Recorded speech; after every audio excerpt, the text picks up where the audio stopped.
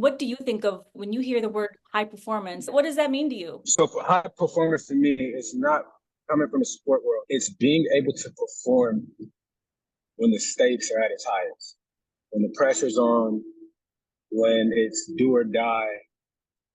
That's where peak high performance comes. Basic areas of our work, being able to perform in those basic areas is what empowers you to be able to perform at a much higher level when the stakes become higher, if that makes sense.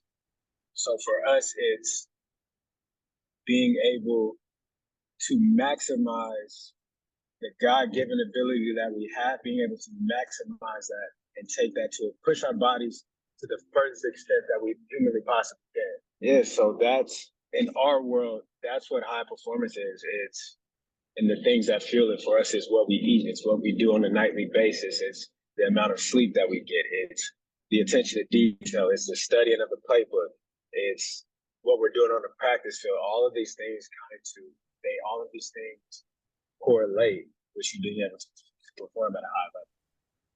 I love that you said that, because I think sometimes we miss that there's so many things that go into high performance that sometimes we just take for granted. Like you said, what you put into your body, how much sleep are you getting? All of these things are so critical to high performance. I don't think we talk about them enough. And especially like in the business world, we just business goals, we just keep driving towards those goals, but we forget that there's so many little things that you have to stack up to make sure you're in the best position to reach or even exceed those goals.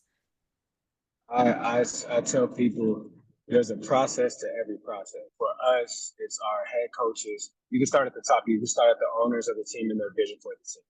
It goes down to the GM and what his vision is for the guys that he hires.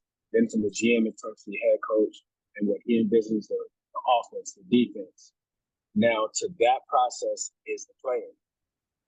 The main process is only as successful as the individual player process is. So the time that you put in, the effort that you put in, the energy that you put in, the attention to detail, the sleep quality, how you live your life will determine how effective and how successful the end goal is. So there's a process to every process in the business world. The CEO has a vision for his company, for the people that he hires up underneath him. It's up to each and every individual to maximize that process, but it's all based on the sole individual working within the team, but maximizing your strength as an individual. Yeah, absolutely. What do you think is the biggest difference between a high performing team, one that wins a Super Bowl versus one that doesn't? What's the biggest difference between those two types of teams? Attention to detail, accountability, and respect. Those are the three things that I've seen. So when I played in Atlanta, on paper, we were a Super Bowl team, but we started the season off 1-8. There was zero accountability from the head coach down to the players. He was a player's coach, but it was almost as if he was too friendly with guys to where he wouldn't correct them in the manner of which they needed to correct. So because of that, guys felt like, well, we kind of come in, do what we want to do. We can have fun, we can work hard. But at the end of the day, it's not that big of a deal. Now, when I played for the New England Patriots, there was a standard. There was a standard that no one was going to be able to get below. You were going to be held to that standard. And Bill Belichick, as a coach, is going to make sure that. So it's accountability, it's respect. And if you don't have any of those, it's hard to be successful. It's extremely hard to do. You have to respect who you're working for. You have to have a respectful relationship with those that you're working with. You have to have accountability not only to yourself, but to those around you. You have to respect those in order for those to hold you accountable. Yeah, absolutely. And you mentioned that it starts with your leader, the person who's setting the tone or setting the stage for how everyone's going to behave. How are we going to hold each other accountable? How do we respect one another? It starts there. It goes down for you in the business world. It'll start with you. Anybody that you bring on, they have to hold that same standard for you when you're not physically there. It can't just be when I'm in your presence that the hard work is being done and that the standards are up. No. It has to run down to the very bottom of the team.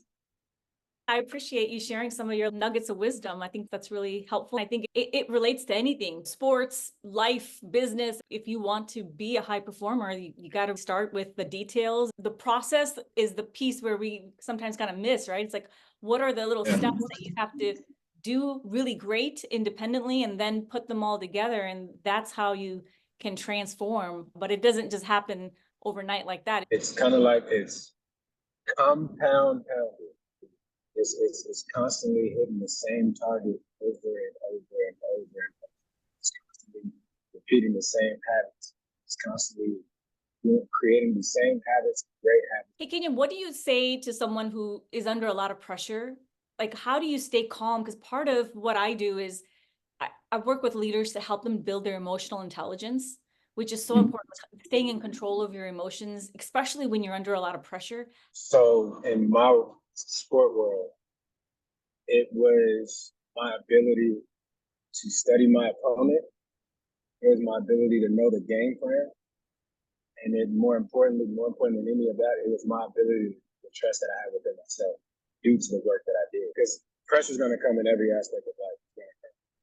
But it's what have you done to prepare yourself for these pressure situations?